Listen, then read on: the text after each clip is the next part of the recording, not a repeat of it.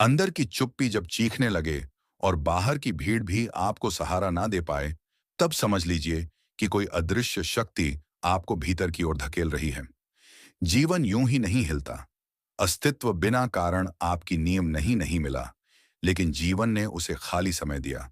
वह पहली बार अपने बच्चों के साथ बैठा, पहली बार पत्नी की आंखों में थकान देखी, पहली बार उसे एहसास हुआ कि बाद वह पहले से अधिक स्थिर था। अंतर यह था, पहले उसके पास पैसा था, अब उसके पास समझ थी। समझिए तर्क। जब अहंकार बड़ा हो जाता है तो कृपा उसे तोड़ती है, क्योंकि अहंकार के साथ महादेव नहीं रहते, शून्यता के साथ रहते हैं। दूसरा संकेत भीतर से अचानक अकेलापन। पर यह अकेलापन पीड़ा का नहीं, जागरण का होता है। आप भीड़ में होते हैं और आपको लगता है कि आप कहीं और बुलाए जा रहे हैं। पुरानी आदतें फीकी लगने लगती हैं। गपशप, दिखावा, तुलना, सब हल्का लगता है। लोग कहते हैं आप बदल गए हैं। एक युवा था जिसे पार्टी और शोर पसंद था, हर सप्ताहांत बाहर मित्रों के बीच लोकप्रिय।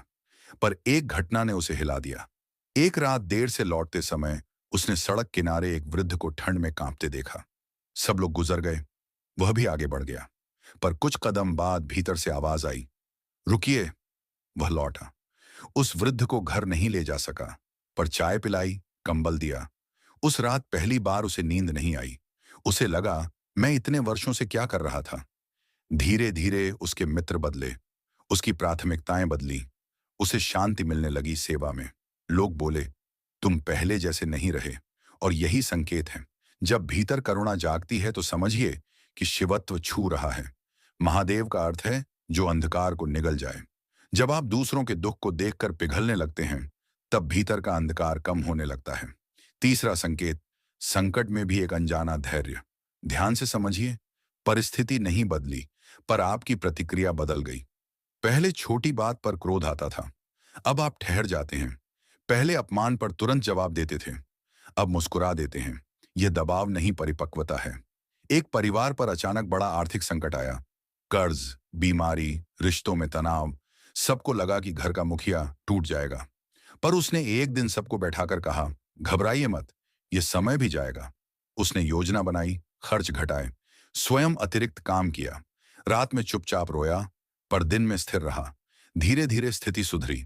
बाद में किसी ने पूछा, इतनी शांति कैसे रख पाए? उसने कहा, जब सब कुछ हाथ से निकल रहा था तब भीतर किसी ने मेरा हाथ पकड़ा। यह हाथ दिखाई नहीं देता, पर अनुभव होता है। यही संकेत है। समझिए इसका तर्क।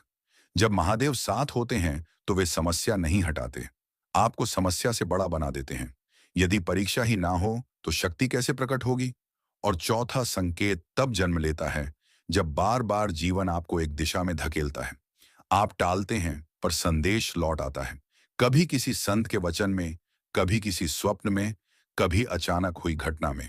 जैसे अस्तित्व कह रहा हो, अब जागिए। यह संकेत चमत्कार की तरह नहीं गिरते। यह धीरे धीरे आपके भीतर की मिट्टी को भिगोते हैं, ताकि नया बीज अंकुरित हो सके। याद रखिए, महादेव साथ होने का अर्थ यह नहीं कि पीड़ा नहीं होगी। अर्थ यह है कि पीड़ा व्यर्थ नहीं होगी। हर आघात आपको भीतर की गहराई में ले जाएगा। और अभी हमने केवल 3 संकेत छुए हैं। शेष संकेत और भी सूक्ष्म हैं, और उनसे जुड़ा एक गहरा प्रश्न भी है। यदि यह सब कृपा है, तो फिर आंसू क्यों? क्योंकि जब मन यह स्वीकार कर लेता है कि जीवन में जो घट रहा है वह अंधी दुर्घटना नहीं, बल्कि एक गहरी योजना का हिस्सा है, तब पीड़ा का अर्थ बदलने लगता है। आंसू शत्रु नहीं रह जाते, वे शुद्ध बन जाते हैं। अब चौथा संकेत समझिए, बार बार एक ही दिशा में धकेला जाना। आपने कभी अनुभव किया है कि आप किसी निर्णय से बचना चाहते हैं, पर परिस्थितियां आपको उसी मोड़ पर बार बार लाकर खड़ा कर देती हैं।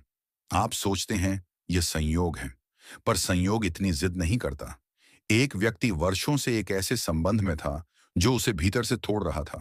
अपमान, उपेक्षा, मानसिक दबाव, सब कुछ सहता रहा, क्योंकि उसे डर था अकेले रह जाने का। हर बार जब वह अलग होने का सोचता, कोई ना कोई घटना उसे रोक देती। पर धीरे धीरे घटनाएं तीखी होने लगी, अपमान खुला होने लगा। एक दिन ऐसा आया जब उसके सामने 2 ही रास्ते थे, या तो पूरी तरह टूट जाना या साहस कर बाहर निकलना। उसने निर्णय लिया। शुरुआत कठिन थी, अकेलापन काटने दौड़ता था, पर कुछ महीनों बाद उसने महसूस किया कि उसका आत्मसम्मान लौट रहा है। वह फिर से मुस्कुराने लगा। तर्क समझिए। जब आप गलत स्थान पर अटके होते हैं तो महादेव आपको धक्का देते हैं, क्योंकि करुणा का अर्थ यह नहीं कि आपको सड़ने दिया जाए। कभी कभी करुणा कठोर रूप लेती है। बार बार एक ही पाठ मिलना संकेत है कि पाठ सीखा नहीं गया।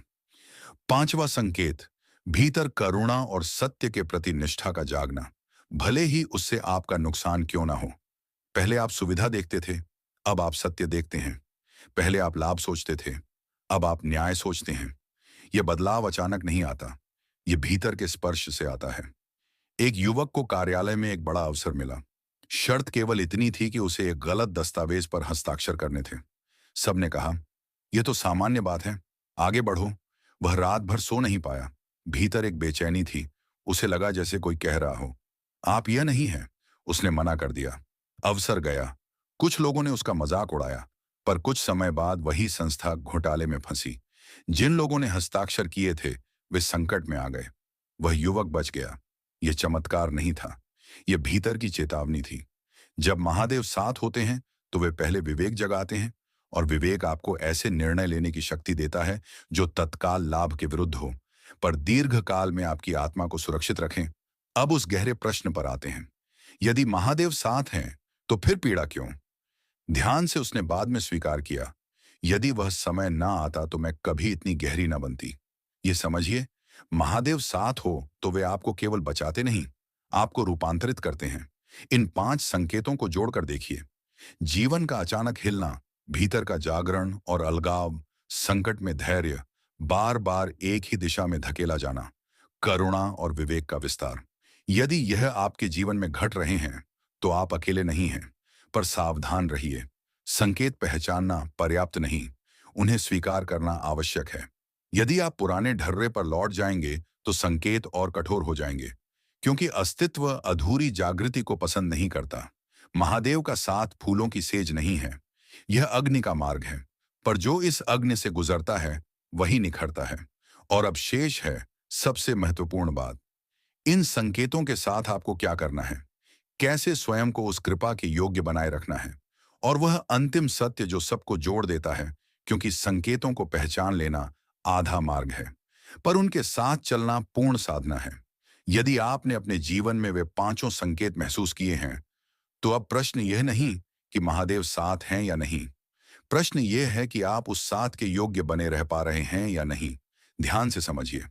जब जीवन हिलता है, जब भीतर जागरण होता है, जब संकट में धैर्य आता है, जब बार बार दिशा बदलने को मजबूर किया जाता है, जब करुणा और विवेक का विस्तार होता है, तब अस्तित्व आपको नया बना रहा होता है। लेकिन नया बनने की प्रक्रिया में एक खतरा है। पुराना मन बार बार लौटता है। वह कहता है, अब सब ठीक है, अब फिर वही पुराना जीवन जी लो। यही वह क्षण है जहां अधिकांश लोग चूक जाते हैं। एक व्यक्ति था जिसने गहरे आध्यात्मिक अनुभव किए। कठिनाइयों के बाद उसे भीतर शांति मिली। कुछ समय तक वह नियमित ध्यान करता रहा, सेवा करता रहा, सत्य पर अड़िग रहा। जीवन सुधरने लगा, धन आया, सम्मान लौटा, और धीरे धीरे उसने सोचा, अब मैं संभल गया हूं। धीरे धीरे साधना कम हुई, सेवा रुकी, ध्यान छूटा, अहंकार फिर सिर उठाने लगा। कुछ वर्षों बाद वही व्यक्ति फिर से उसी खालीपन में गिरा जहां से वह उठा था। यह कथा हमें झकझोरती है। संकेत मिल जाना कृपा है, पर निरंतर सजग रहना साधक का कर्तव्य है। महादेव साथ हो तो वे आपको स्वतंत्र छोड़ते हैं। वे पकड़ कर नहीं रखते, क्योंकि शिवत्व का अर्थ बंधन नहीं, मुक्ति है। पर मुक्ति का अर्थ यह नहीं कि आप फिर अज्ञान चुन लें। तर्क सीधा है। यदि भीतर विवेक जागा है तो उसे पोषित कीजिए। यदि करुणा आई है तो उसे क्रिया में बदलिए। यदि धैर्य मिला है तो उसे अभ्यास से स्थायी बनाइए, वरना अनुभव केवल स्मृति बन जाएगा। अब एक गहरी बात, महादेव का साथ बाहर की घटना नहीं, भीतर की स्थिति है। जब आप सत्य के साथ खड़े होते हैं, तब आप उनके साथ